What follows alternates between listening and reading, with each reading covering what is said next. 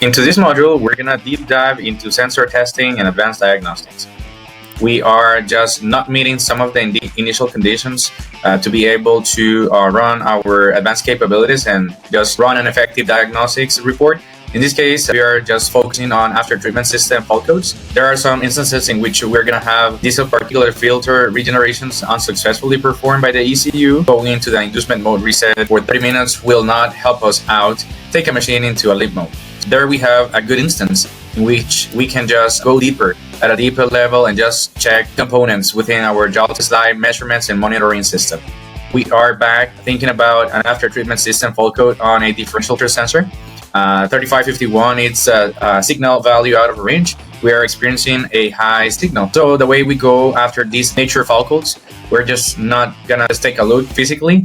We've got system displays for live monitoring, and in this case, looking at fuel systems and after treatment system components, so we can have a better idea. In this case, we can just quickly jump into the fuel system. We can see engine profile load percentages. We can see some pressures on the common injection rail. We can see some injection start positions and some consumption rates into the fuel system. We can also have a better visibility of the after treatment fuel module. In this case, we can see if it's system purging, it's on a manual or automatic mode, some of the pressures into the injectors and tanks. We've got also a clear view of the exhaust after treatment system path, fuel injector. We can check some inlet temperatures. We can review what's differential pressure sensor in the DPF, inlet and outlet. We can also see the way with the NOx sensors here. We can just see the upstream and the downstream of the particulate per million matters. And we can also check some seed contents and pollutants on the SER and ammonia catalytic converters, right? One of the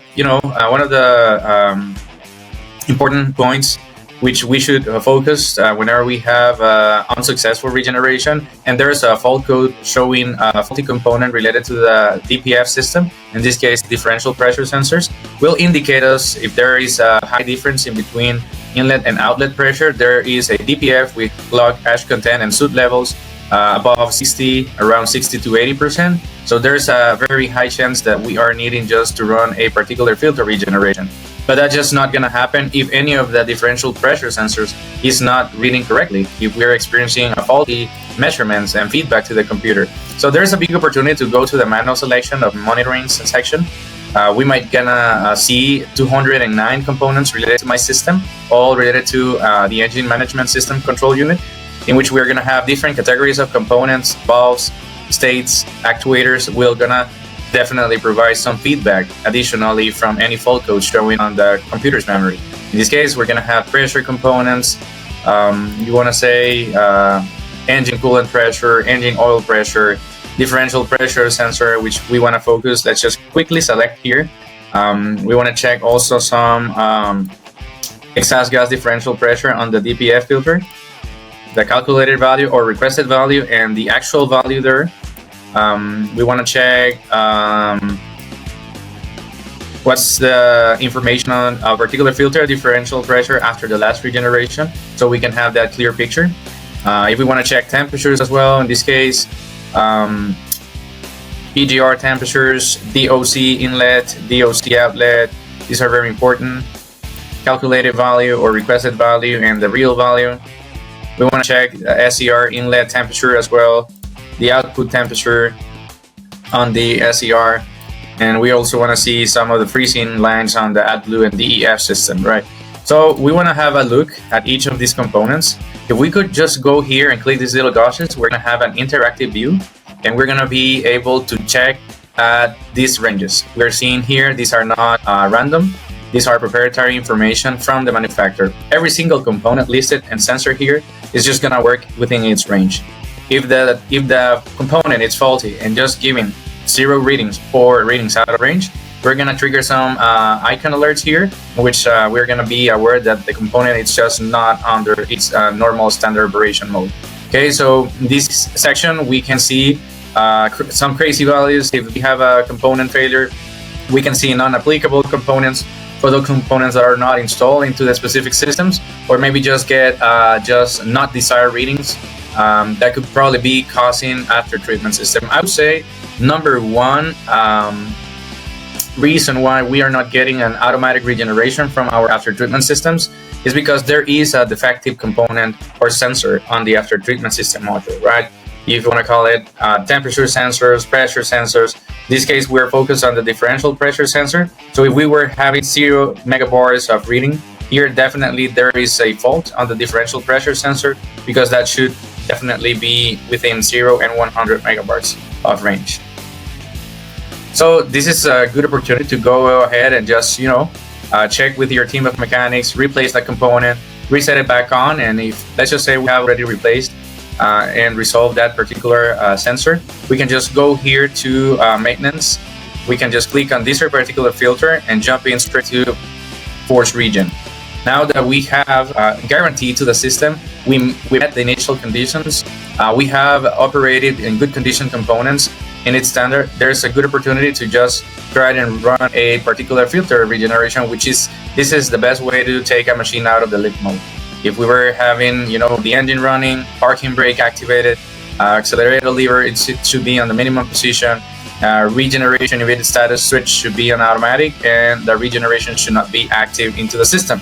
Remember, these advanced capabilities will be available only if our fault codes associated to the ECU are nothing over than the after treatment system faults. If we have other nature fault codes, there's a high chance that the software will not allow to perform these advanced functionalities, right? So let's just take that in consideration. In this case, let's just say we are running good. Engine speed should be around 700 at idle. Soot content on the particular filter will vary, and we'll have, these base logic levels of contaminations. We could be from 0 to 6. In this case, let's just think about working number 5, regeneration status. In this case, we can see the state and we can see some of the control conditions. Let's just click on advance. Machine is gonna start to request all the necessary information from the initial conditions, and automatically the process will start. Roughly, these processes might take around 45 minutes up to an hour and a half, depending on the system. In this case, we have successfully performed a regeneration, and then it is advisable to perform differential pressure resets for maintenance. Now, we can just go back here to the maintenance area. We can see some of the temperature graphs, pressures, and some of the sensor readings we had when we were performing our regeneration. In this case, we can just go ahead and do the differential pressure resets.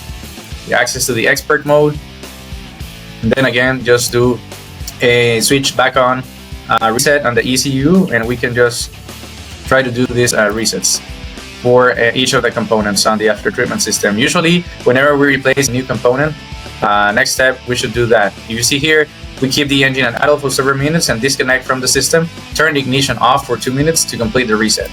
So basically, this is a switch off reset, and we can just take our truck into the road and do some road testing, idle testing, to see what's the pooling of fault codes. Then we can just go ahead and see any active fault code that is still on a permanent status. In this case, I can see the DOC inlet temperature also.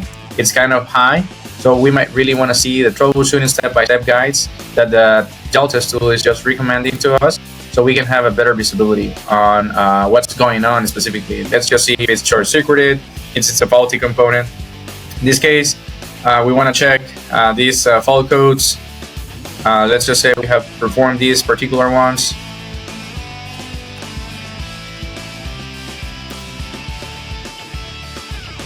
And we're gonna do system checks, advanced, and check wiring tests here. Just see if there is any communication. This will give us a clearer picture of any particular error in the component signals, right? So we want to go back again to the measurements, in this case to manual selection. We know this is a temperature sensor, so we would just like to filter out those temperature sensor components. We can just manually click on here, in this case, DOC inlet temperature, and then we can just click it over here. All right, we can even have graphs.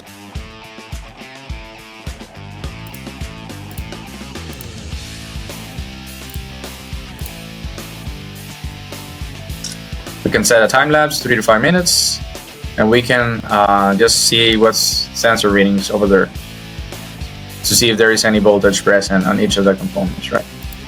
So this is it. This is a way to go over these advanced diagnostics. I will also recommend after any maintenance or resets performed for clearing after treatment system, let's just do a hard reset for after treatment system. Memory EEPROM, we can just go here and do a advanced hard reset on the after treatment control module. After we do this, we can still go to system checks. We want to run system checks just to make sure my systems are working as expected, not testing individual components, but just whole systems. In this case, we're just talking about after treatment system, so we can just come here and do a exhaust gas temperature in the catalytic converter. We can do a after treatment system fuel dosing pump tests. We can do some AdBlue dosing and meter quantity tests here, and also verification of the SCR system fault reports. Basically, these are automated advanced systems in which the computer is gonna send some request to the ECU, so we can just make a full system checks. We're gonna check pressures, we're gonna check temperatures, we're gonna check bulb states. In this case, this this is a very long test. It could take rough around 60 to 180 minutes to be able to check all the SCR system fault repairs that have been just work on it before, right? So this is it. On the parameters, whenever we have performed any physical replacement of DOC, catalytic converters, DPF, filters, and even SCRs, it's always good to take a look at the injector coatings. In some cases, components might be not recognized by the computer, so it's important to consider the coating of each of the components. In this case, we've got coating for SCR, DPF, and DOC. Usually this comes along on service tags on the neck of each of the components, which we want to just erase from the previous old memory and just reset it with a new code from the new component that has been just newly replaced. Now we can enter the value here. We have the jet reference number, serial number, calibration codes. Usually comes along with service tags information. In this case, we have performed injector cooling. We're going to do also a switch off reset here with a timer for 2 minutes. Right. And this should definitely make us, take out our particular equipment out of the inducement mode or torque limitation mode, and we're going to be ready to plug and play, right? If you don't have any questions, any particular case which you might want to run this test and demo module, please just let us know. This was Oscar, lead technical account manager at Mechnician. Happy to help, and I hope this video session has provided deeper information on how to run real-world diagnostics. Thank you so much. Have a great day. Bye-bye.